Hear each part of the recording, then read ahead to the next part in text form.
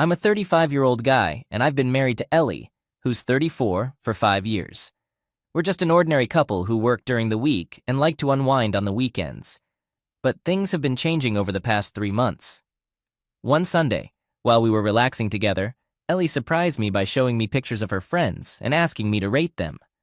I was a bit shocked at first, but she said it was all in good fun, so I went along with it. I made it clear that I didn't mean anything by it, and she reassured me.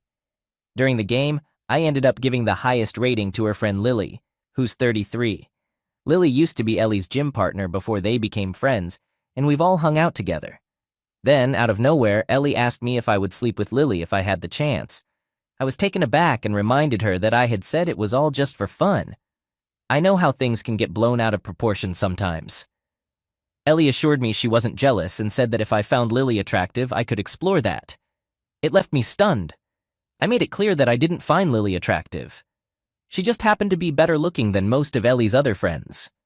I know it sounds shallow, but it was all part of the game. Ellie kept insisting for the next few days that I should have a casual encounter with Lily. She believed that if I had even the slightest attraction to her, it was better to satisfy it openly rather than cheat behind her back. I told her I had no intention of sleeping with Lily and that I had never seen her that way. But she didn't seem to believe me. A few days later, we were at a house party at Lily and Joshua's place with just the 4 of us. My wife, Joshua, Lily, and I got a bit bored with the games, so we decided to watch a movie. I don't know whose idea it was to watch 2+2, but that's what we ended up watching. For those who haven't seen it, it's about couples swapping partners to add excitement to their relationships. After the movie and a bit of alcohol, we all looked at each other, wondering if we should do something similar. Thankfully, nothing happened, and we all burst into laughter. I almost forgot about that incident once Monday came around. But my wife didn't feel the same way. A few days into the week, while we were having a casual dinner table conversation, she brought up our experience from that night. She hinted that trying couple swapping might be exciting. I chuckled, thinking she was joking. My laughter turned to shock when she said she was serious. I asked if she had someone specific in mind for a couple swap, and she mentioned Joshua and Lily. I looked at her in disbelief and told her she couldn't be serious about this. I declined the idea, explaining that it would harm both our families. She nodded and admitted she wasn't that serious either, but the movie had sparked the idea and she thought it would pass. I acknowledged it and moved on. However, as time went on, she continued to suggest we spice up our marriage. It's understandable that after 7 years together, the excitement in a relationship can dwindle, but that's part of marriage. You trade thrill for deeper feelings like stability, love, and care. I straightforwardly asked her if she was open to the idea of having a non-exclusive relationship. She flatly declined, stating that she suggested it only to strengthen our connection and nothing more. I reassured her of my love and my desire to be only with her. Time passed, but Ellie remained firm in her stance. She constantly dropped subtle hints that I should have closeness with Lily. One evening, Ellie returned from the gym with excitement. She revealed that she had talked to Lily about my interest. To my surprise, Lily and Joshua were also considering exploring their own bed life. I was taken aback. I inquired why she had discussed this with Lily. She explained that it was common for women to talk about such matters with their friends. Personally, I'm more old-fashioned. I wouldn't discuss such things with my male friends. While I might have mentioned it casually in the past, I had never gone into detail, especially regarding my wife. She went on to tell Lily that I found her attractive, and to my amusement, Lily blushed. Ellie seemed quite pleased with herself. I shrugged it off, saying it's normal for anyone to blush when they learn someone finds them attractive. But Ellie suggested that perhaps Lily was also interested in being close with me. To be honest, given how persistent she was, I had a feeling that something was up. So I decided to investigate her phone. I checked her messages and social media accounts, but everything looked clean, except for some spam messages from an unknown person. I couldn't help but feel guilty for doubting her. Ellie is known for her cheerful and candid personality. She never holds back, and that's one of the things I love about her. I had been treating her poorly ever since she started pushing me have closeness with Lily. After confirming that her phone was clean, I couldn't help but despise myself for being unkind to her. I thought she loved me so much that she was willing to let me be with someone else. I felt truly fortunate.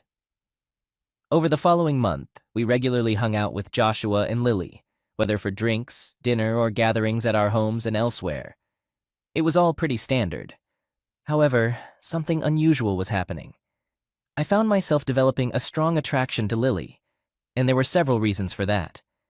Whenever we were together, Ellie would playfully tease me, and sometimes Joshua joined in on the teasing, while Lily blushed and maintained intense eye contact. Honestly, who wouldn't feel a bit fluttery in such a situation?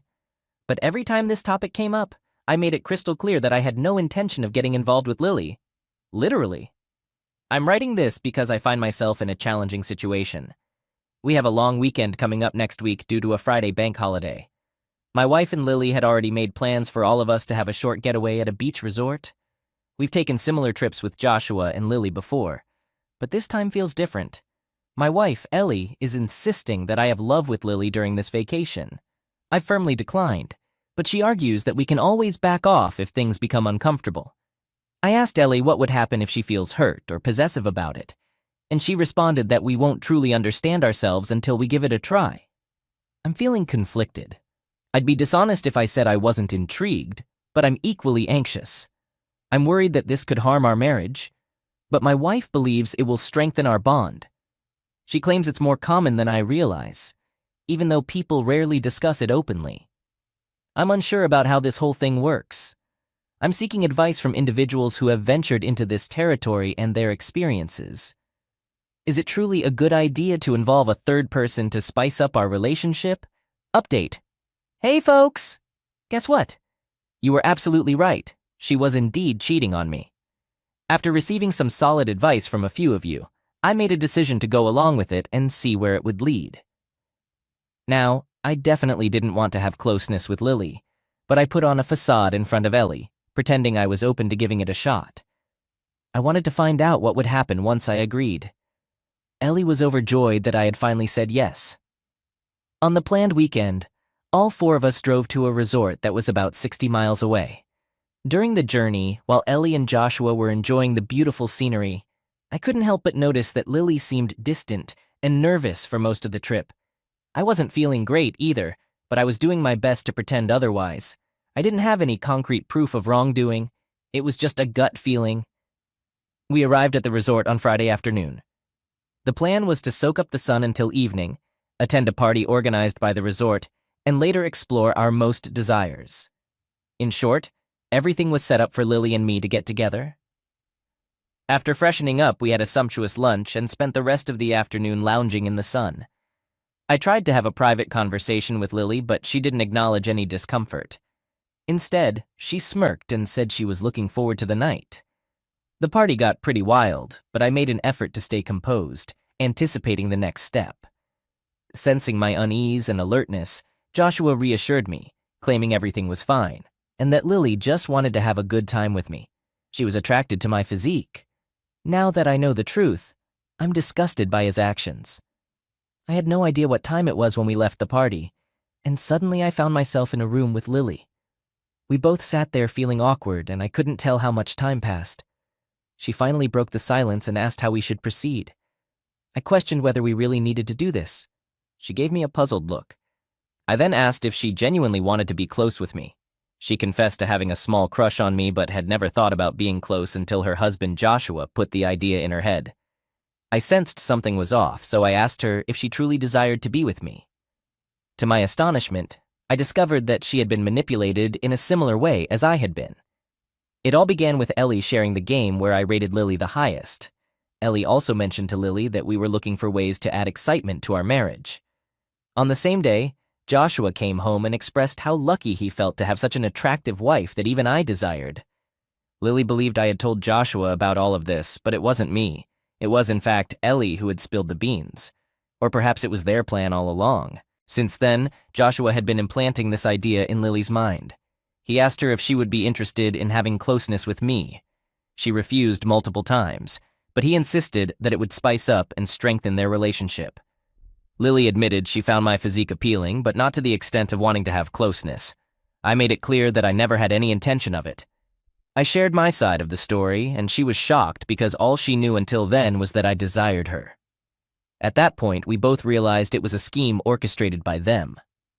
Lily confronted Joshua, asking if he and Ellie planned to do something similar. He denied it, stating he wanted Lily to experience it first, and if things went well, he'd consider it. I distinctly remember not talking to Ellie because I had no desire to be part of this game. I told her I suspected Ellie of cheating when she pushed for the hookup and checked her phone, but it was clean. We decided it was time to find out the truth. I wanted to confront them right away, but Lily insisted on catching them in the act to expose them. So, on the night of our supposed hookup, we planned to catch Ellie and Joshua outside. We knew they wouldn't risk anything at that point because we could back out and leave. When we went outside, we found them watching something on an iPad. They were sitting close. We told them we changed our minds and didn't want to go through with it. They looked disappointed and asked why. I explained it didn't feel right and they couldn't come up with much to say. I also said I had a sudden client meeting the next day, so we had to leave early. I suggested Ellie continue the vacation with Lily and Joshua, but none of them wanted to stay longer. We drove home the next morning. The four of us remained mostly silent on the way back home. Once we arrived, I changed and then left the house. I decided to drive to a coffee shop a bit farther away. About an hour after I left, Lily called to inform me that Joshua had also left the house, citing some urgent work. We both knew what that urgent work entailed. Lily mentioned that she had asked another friend to tail Joshua and would keep me posted on their whereabouts. As expected, they were found at my house. Before I left, I had told Lily I'd return home late in the evening, and they couldn't let this opportunity slip by. I hurriedly drove back to pick up Lily, my anger mounting as I headed home with the intention of catching them in the act. I used my key to unlock the apartment, and there they were, lying naked. Lily quickly took photos of them while they struggled to cover themselves up. Without hesitation, I stormed into the room, tossed Ellie's belongings outside the apartment, and demanded that she leave immediately. They both pleaded with us to hear them out. Joshua kept insisting that they were merely experimenting, similar to what we had done the previous night. I grabbed Joshua by the collar and confronted him, demanding to know when he started sleeping with my wife. Ellie tried to intervene, but I pushed her away. He claimed it was their first time exploring this sort of relationship. My anger intensified, and I tightened my grip on him, grinding my teeth as I pressed for a confession. I fixed Ellie with a furious gaze and told her I didn't mind going to jail for dealing with this parasite. I made it clear that either one of them confessed the truth, or I would deal with Joshua myself. Ellie, sobbing, eventually agreed and pleaded with me to stop. They finally confessed that they had been having an affair for over a year. Although they had been spotted together by a couple of my friends and one of Lily's, luckily for them, none had informed us. However, Joshua and Ellie lived in fear of being exposed eventually, so they devised a plan to involve us in a couples swap and legitimize their cheating. I asked her how come her phone was clean when I checked it. She sobbed and admitted that they used to communicate only through emails, which she used to sign in only when required. They didn't chat often and used that email to communicate regarding the time and location of their meetup. It was just a cold physical relationship between Ellie and Joshua. Lily left the house after hearing everything. Joshua followed her. I asked Ellie to leave the house immediately. She tried to hug me, sobbing and pleading with me. I made it clear that reconciliation is not on the table. She tried to fool me. I couldn't let her run over me. She only left our house when I threatened to involve her parents. I messaged Lily, asking her to send me the pictures she had taken of Ellie and Joshua. I forwarded those photos to Ellie's sister and explained everything to her. Ellie's sister confirmed that Ellie hadn't gone to her parents' house. After about a week, I emailed Ellie the divorce papers. Since I didn't know her current location, I had the lawyer send the physical copy to her parents' house. They called me in a state of panic. I included Ellie's sister on the call and asked her to share all the details. Following the email with the divorce papers, Ellie began sending me pleas. She had previously sent messages seeking reconciliation, but the frequency of her messages increased after receiving the email. Meanwhile, Lily decided to involve her parents in the situation. Lily's father was a businessman, and Joshua managed one of his business units. So when the truth came out, Joshua lost his job, and Lily's father used his connections to hinder Joshua's prospects in his field. It's been a month since the day everything came to light. My divorce proceedings are ongoing, with Ellie contesting it and demanding a share of my house. I'm deeply hurt by the betrayal and the way they attempted to drag us into their deceitful game. I'll provide updates if there are any further developments, but if not, consider this the final update. Update. I know some of you might have expected Lily and me to get together, but that didn't happen. As I mentioned earlier, neither Lily nor I wanted that hookup. We were both manipulated into it, but thankfully we managed to escape at the last moment. My divorce has been settled, and Ellie didn't get a dime. My lawyer argued that if she claimed a share of the property, we would also revisit the divorce terms and ask for alimony due to the emotional distress. Let me tell you, if you pay your lawyers well, they can negotiate for some pretty favorable outcomes. She eventually gave up and signed the papers. I can't recall if I mentioned this before, but Joshua was working at his father-in-law's company, and with these revelations, he was shown the door. He struggled to find a decent-paying job in his field. After leaving my house, Ellie rented a rather shabby apartment and offered Joshua to stay with her, but he declined, fearing further repercussions from his father-in-law and admitting he never loved her. Ellie had been living under the illusion that Joshua loved her, but that wasn't the case. Joshua made it clear that it was all for fun, with no emotional attachment, just as they had initially agreed. These revelations came to light during Lily's divorce proceedings, where Joshua confessed that he had been manipulated by Ellie, and his true affections lay with Lily. He pleaded with Lily and her father for another chance, but they rebuffed him and insisted on the divorce. I must admit, seeing my ex-wife exposed and humiliated in court didn't hurt one bit. It felt like justice served hot, just as she deserved. She was abandoned by everyone she knew, her husband, her lover, her friend, and her family. Her parents and siblings turned their backs on her. I'm not sure about her current job status, but news like this tends to spread like wildfire. I briefly considered sharing those incriminating photos with some of her colleagues, but I decided against it. As for her current situation, I can't say for sure, but I doubt she can maintain her previous lifestyle on her current income. She risked our stable relationship for a fleeting thrill and ended up getting what she deserved. I've started counseling to help me cope. I was grappling with disturbing thoughts about the night Ellie had planned for my hookup. Therapy is slowly helping me move forward, but I think it will take some more time to completely rid myself of her memory. My friends suggest I should start meeting other women, but I don't think I'm quite ready to dive into the dating scene just yet. All right, that was a fun story. Now let's move on to another exciting one. Stay tuned and let's dive in. Story 2. I'm not proud of my actions, and I do believe that karma will catch up with me someday. I'm ready to face the consequences. It's embarrassing for someone like me, who's somewhat successful, to admit to such petty behavior. I'm 26 years old. I had an amazing friend of 2 years who eventually asked me out and we started dating. Let's call him Jaden. We connected on a deep emotional level, and there was something about him that made me fall in love. We maintained a long-distance relationship for a year, and it felt incredibly serious to me. Jaden is the type of guy who just goes with the flow of life. Some might call it laid back. It became routine for me to assist him financially, and I did it willingly. I covered his mechanic bills once and bought groceries for his family several times because they were going through a tough time. He always appeared to live without a care in the world.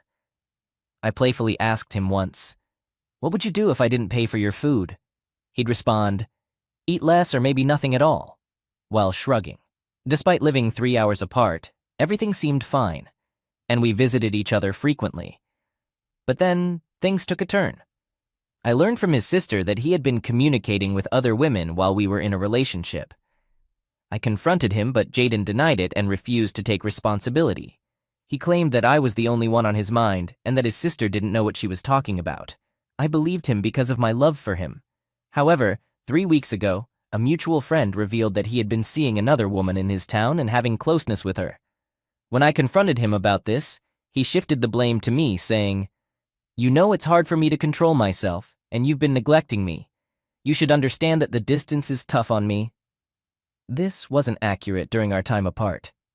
I visited him every other weekend when I could afford it, and we communicated daily. He also accused me of not wanting him to live with me, which was true, to be honest. But my reason was that I didn't want to support a grown man and pay his bills. I felt devastated, especially when Jaden, my partner, told me he loved me and was willing to do anything to make our relationship work, only to completely cut off contact the very next day. I confided in my friends, and they informed me that the girl he had gotten involved with was just an easygoing woman who had been around town for a while. To be honest, this hurt me even more. Let's call her Destiny. It seems quite fitting. They also revealed that he had started seeing her the day after our conversation, maybe even before. I stood by Jaden during his toughest moments, the lowest point in his life, only for him to cheat on me with the least reputable woman in town, repeatedly lie about it, and give me false hope like I'm a gullible fool. Then he vanished without explanation after seeking cheap thrills. During that time, I had to go through the humiliation of scheduling a gynecologist appointment for an STD check. Why should I blame myself? I didn't betray anyone. 2 weeks ago, while still dealing with my heartbreak, I reactivated my Facebook account and spent hours browsing through profiles of my ex and his new love interest. Deep down, I knew it wasn't healthy, but I couldn't resist. Instead of focusing on their flirtatious messages, I fixated on her profile. I scrolled through months of cringeworthy selfies taken in a grimy, dimly lit bathroom with barely any clothing, the kind even someone with loose morals might feel embarrassed about. Then, I did something I'm not proud of. Please don't judge me. I was in a bad place. I created a fake profile of an attractive man who used to attend her school. I quickly befriended her friends, posted fake updates, and added her as a friend. All of this happened in less than a day. It's surprising how many people will accept friend requests on Facebook based solely on your appearance, whether they actually know you or not. In just 2 hours, I had 140 friends, and friend requests kept pouring in every few minutes. I couldn't help but wonder who was more pitiful, me or these people who were so easily deceived. The following day, I began chatting with her, and she was remarkably candid, even sending me photos of herself in rather revealing attire, all to a total stranger, and without receiving anything in return. It made me wonder why many men didn't see this as a red flag. As a woman myself, I found it quite effortless to tell her what she wanted to hear. 2 or 3 days later, Destiny was already venting to me about her relationship problems with Jaden. Yes, you read that correctly. I suggested meeting up to show her what it's like to be with a real man. At this point, I had saved hours of conversations, including the dirtiest innuendos I had ever come across, along with pictures, voice messages, and so on. It was time. Meanwhile, as all of this unfolded, Jaden began reaching out to me, admitting that his actions were a mistake. I inquired if they had broken up, and he falsely claimed they had, not once, but twice, when they hadn't. Strangely, this should have shattered my heart, but it didn't.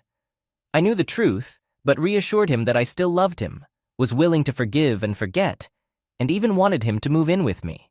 He sounded thrilled, declared his intention to give his 2 weeks' notice at work, and even texted me later that day, saying he had abruptly left his job without notice because he felt they weren't worth it. He mentioned he would pack his things and head over later in the week. I'm aware that karma will catch up with me, but this was my way of getting revenge. I posted all of our conversations on the fake profile, tagged her in it, and shared the pictures and videos exclusively for my ex to see. Then, I watched the drama unfold before deactivating the fake account. I received 53 likes and 82 messages. Her social circle, friends, and family all witnessed it. Jaden saw it too, and coincidentally immediately messaged me saying, "Hey babe, just wanted to say that I miss you so much, can't wait to be with you again, miss you," without mentioning anything about the other girl. Little did he know that I was more informed than he realized. Friday comes around, and he informs me that he's heading to my apartment. It's worth mentioning that I recently moved, so when Jaden was en route, he didn't know my new address. So, I suggest we meet at a nearby CVS where I can guide him to my place. Classic Jaden, he responds with, "Sure, but I'm running low on gas. Can you fill up my tank? Don't forget your credit card." I, in my forgiving nature, agree, and tell him I'll do it once he arrives. Soon, I receive a text saying he's at the CVS and asks for my whereabouts. I deliberately ignore it. 30 minutes later, he starts blowing up my phone like an aggressive telemarketer from an overseas call center. I ignore his calls. I admit, I was a bit petty, letting it ring once so he knows I'm sending it to voicemail. An hour passes and he calls, leaving a voicemail expressing concern. "Hey babe, I'm worried about you. Are you okay?" I was more than fine. 2 hours later, he informs me that he's stranded. He drove to another CVS thinking I was there, ran out of gas, and is now stuck at a gas station with all his stuff in the car. I still ignore his calls. I think it's the perfect time to get some sleep, but my excitement keeps me awake. So, I take an Ambien and hit the hay.